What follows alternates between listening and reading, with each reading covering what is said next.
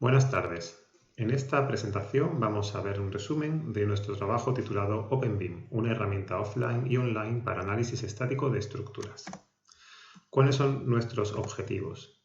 En este trabajo lo que hemos perseguido es tener una herramienta que permita resolver problemas típicos que se encuentran en análisis estático de estructuras. Las aplicaciones docentes están fundamentalmente en asignaturas del tipo resistencia de materiales o cálculo de estructuras. Una de las características principales de nuestro proyecto, o más distintiva, sería que todo el código fuente se ofrece de forma libre y utilizando una licencia de código abierto de tipo GNU GPL3.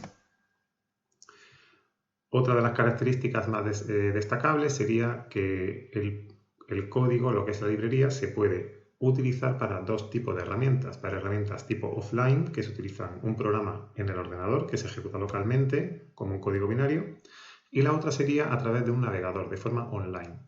Esta última es muy interesante porque permite ejecutar una serie de herramientas en un navegador web, ya sea en una tablet, en un móvil, independientemente del sistema operativo. Con esto lo que perseguimos es rebajar al mínimo posible el umbral de entrada para esta herramienta, de forma que cualquier estudiante con un mínimo de formación, de información sobre esta herramienta, sea capaz de utilizarla. Bien, lo que es el contenido del proyecto software se encuentra alojado en un repositorio Git de control de versiones dentro del repositorio de GitHub que aparece ahí en este enlace. Y dentro de este repositorio, como digo, que está de código abierto, se encuentra lo siguiente: el código fuente, principalmente lo que es el núcleo de toda la aplicación, de las aplicaciones, está en C++, en concreto la versión 17. Y hemos utilizado varias librerías, pero las más relevantes, las más destacables, serían la Eigen3, que es una librería muy utilizada para álgebra lineal, básicamente todo lo que tiene que ver con vectores, matrices, resolver sistemas lineales de ecuaciones. Se ha realizado utilizando esta librería, que es conocida pues, por la optimización que hace de las operaciones y lo óptima que es. Y para el tema gráfico, para la representación visual de las estructuras, hemos utilizado MRPT OpenGL. Todo esto, como digo, está hecho en C++. ¿Cómo hemos conseguido llevar esto a los navegadores web y a la tablet, al móvil?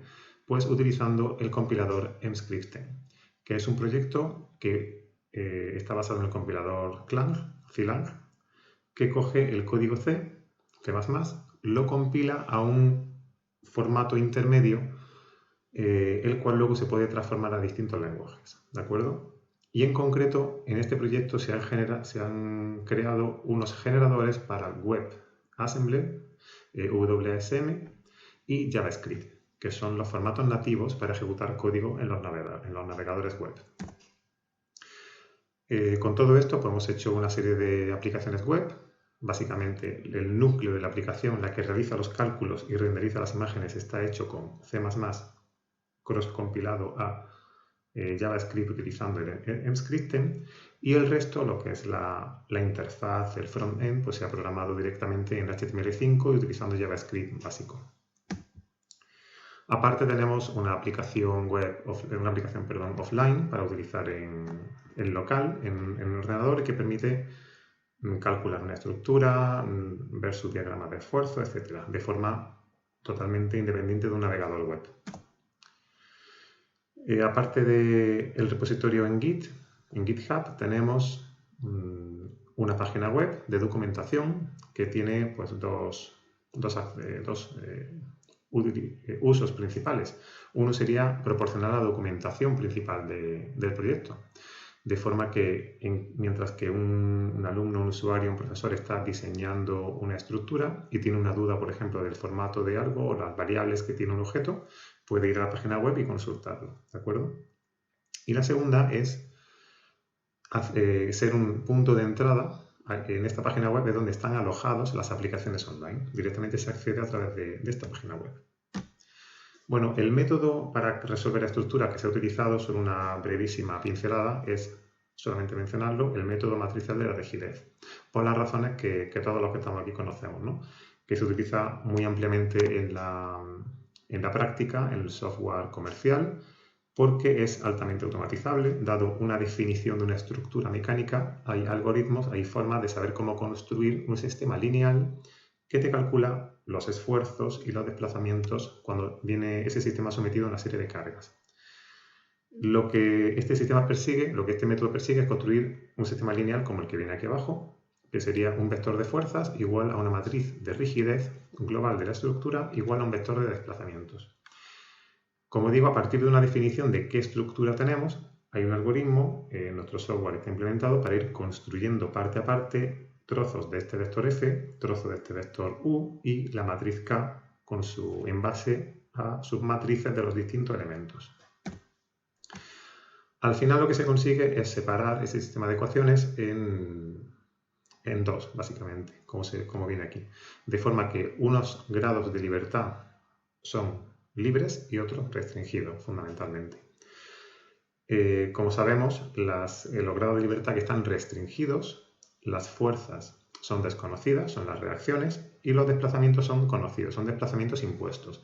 Típicamente serán 0, pero en nuestro software también se permite meter datos concretos de desplazamiento.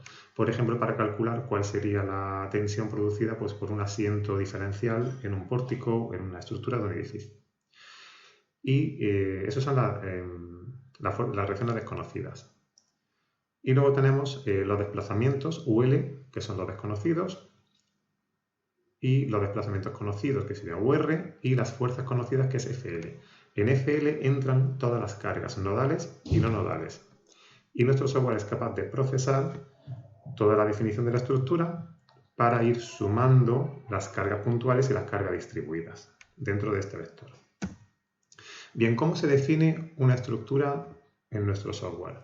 Hay dos métodos. El primero sería programarlo directamente en C++, si el usuario puede hacer uso directo de la librería C++, que sería la forma más óptima, más eficiente en el sentido de que el cálculo lleva microsegundos y milisegundos, dependiendo de la complejidad de la estructura, pero requiere, por supuesto, el dominio del lenguaje C++ y hacer un programa como un ejemplito que ahora vamos a ver. En el caso más común sería el segundo caso, será definir a través de un lenguaje que hemos definido nosotros, que utiliza el formato YAML, la estructura, ¿de acuerdo? Un ejemplo de lo primero sería esto que viene aquí a la izquierda. Sería un ejemplo en C++ donde se define un problema, se le van añadiendo nodos, se definen elementos, se van añadiendo, utilizando las clases que aparecen en la derecha, ¿de acuerdo? En la derecha se pueden ver los tipos de elementos, la jerarquía de clases que hemos definido, en la que están los elementos viga, elementos resorte, etc.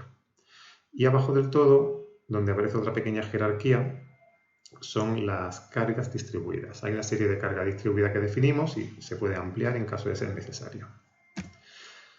La alternativa a programar en C++ directamente sería esto, sería escribir un código, una definición como a la izquierda, donde vamos definiendo la estructura. Tenemos una primera parte donde definimos parámetros, de forma que la estructura puede ser parametrizable, por ejemplo, de longitud, cargas. Cambiando aquí ese número, se recalcula toda la estructura según los parámetros que vayamos cambiando. Definimos unas secciones, por ejemplo, si utilizamos una IPE, una IPN, etc. Y luego la geometría. Definimos los nodos, los tipos de elementos y las restricciones. ¿Qué grados de libertad están restringidos? Por último, hay una sección para cargas.